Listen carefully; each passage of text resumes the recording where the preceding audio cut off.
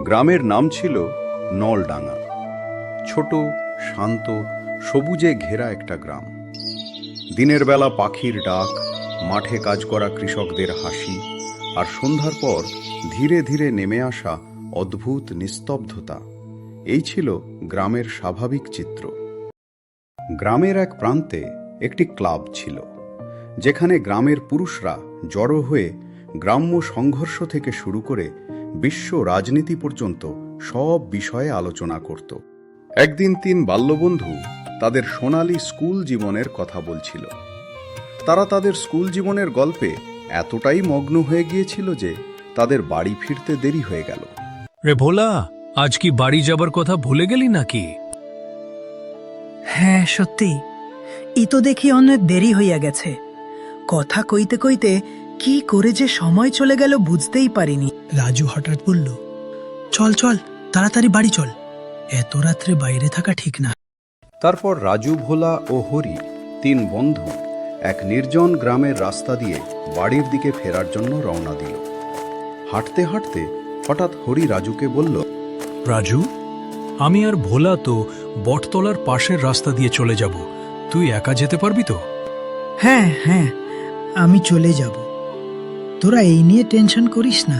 এইভাবে কথা বলতে বলতে তারা বটগাছটার নিচে পৌঁছালো। এখান থেকে ভোলা আর হরি এক পথে একসাথে চলে যায় এবং রাজুকে একাই অন্য একটি নির্জন গ্রামের রাস্তা দিয়ে যেতে হয়। রাজু, তুই একা যাবি? একটু সাবধানে যা, জানিস তো গ্রামের এই পথ খুব একটা ভালো নয়। আরে ভাই, আমিও এই পথে অনেক আসা যাওয়া করছি, তোরা নিশ্চিন্তে যা, আমি ঠিক বাড়ি পৌঁছে যাব। সেখান থেকে রাজু একা পথে ধীরে ধীরে এগোতে লাগল।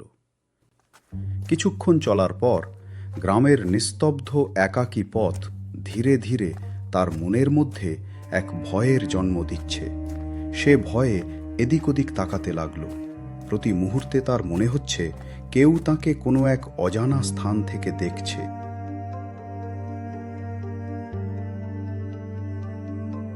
পূর্ণিমার চাঁদের আলোয় আলোকিত হয়ে গেছে পুরো রাস্তা।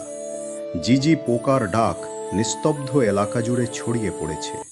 এত সুন্দর আলোর মাঝেও রাজুর মনে হচ্ছে যেন গাছের ছায়ার অন্ধকারে যেন কেউ লুকিয়ে আছে। হাঁটতে হাঁটতে যখন রাজু চারুকাকার নারিকেল বাগানের ধারে পৌঁছল, তখন সে দেখল কেউ একজন গাছ বেয়ে উপরে উঠছে।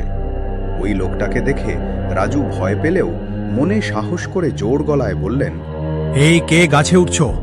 তাড়াতাড়ি নামো, না হয় কথা খারাপ হবে। এইভাবে অনেকবার নামতে বলার পরও লোকটি কোনো সাড়া দেয়নি। তাই রাজু একটু এগিয়ে গিয়ে দেখার চেষ্টা করল গাছে কে। গাছের উপর কাউকে না দেখে তার ভয় দ্বিগুণ হইয়ে গাছে এখন সে বুঝতে পারছে না কি করবে। তাই সময় নষ্ট না করে সে তাড়াতাড়ি হাঁটতে শুরু করে দিল।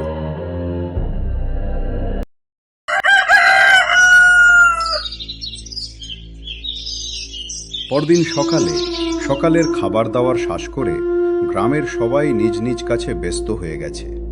কিন্তু রাজুর মনে গত রাতের ঘটনাটি নিয়ে কৌতূহল বেড়ে চলছে। তাই সে চারু কাকার বাড়ি দিকে রওনা দিলেন।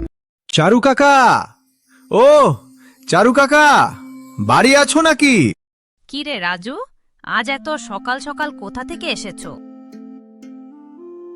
চারু কাকার সাথে একটু কাজ ছিল। উনি কোথায়? উনি নদীর ধারে মাঠে কাজ করছে।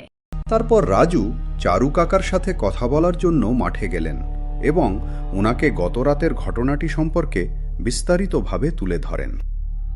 হ্যাঁ রাজু, তুই সত্যিই বলছিস। ওই শয়তান শুধু তোকে নয়, আরো অনেক লোককে ভয় দেখাচ্ছে। কিছু একটা করতে হবে।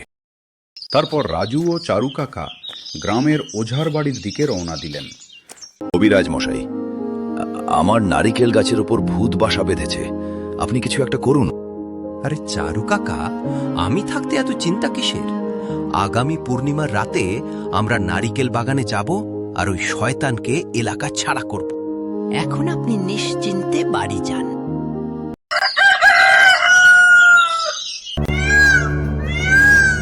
15 দিন পর পূর্ণিমার রাতে যখন পুরো গ্রাম ঘুমে আচ্ছন্ন, তখন রাজু, চারু, কাকা আর ওঝা ভূতের সাথে যুদ্ধের প্রস্তুতি নিচ্ছে। চারদিকে এক বিস্ময়কর নিস্তব্ধতা, আর এই নিস্তব্ধতাকে ভঙ্গ করে ওঝা বলল, ভাই শয়তান, তুই তাড়াতাড়ি আমার সামনে আয়, না হয় তোর ক্ষমা নেই। তারপর আবার কিছু সময় নিস্তব্ধ। হঠাৎ কোথা থেকে ভেসে আসছে একটা পচা গন্ধ। চারু কাকা, এটা কিসের গন্ধ? চারু কাকা উত্তর দেওয়ার আগেই ওঝা বলল, শয়তান আশেপাশে আছে।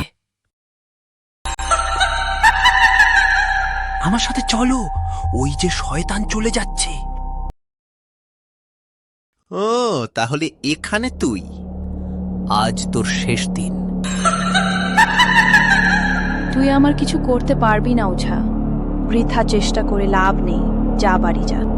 তারপর ওঝা একের পর এক মন্ত্র উচ্চারণ করে, কিন্তু কিছুতেই ভূতকে দমন করা যাচ্ছিল না। ভূত ওঝাকে দেখে দেখে হাসছে। কোনো উপায় না পেয়ে ওঝা বোতল জ্বালা শুরু করেন। এখন তোকে আমি বোতলে ভরে নিব। না না, এমন করবেন না ওঝা মশাই, এমন করবেন না, আমি চলে যাব, আমি অনেক দূরে চলে যাব।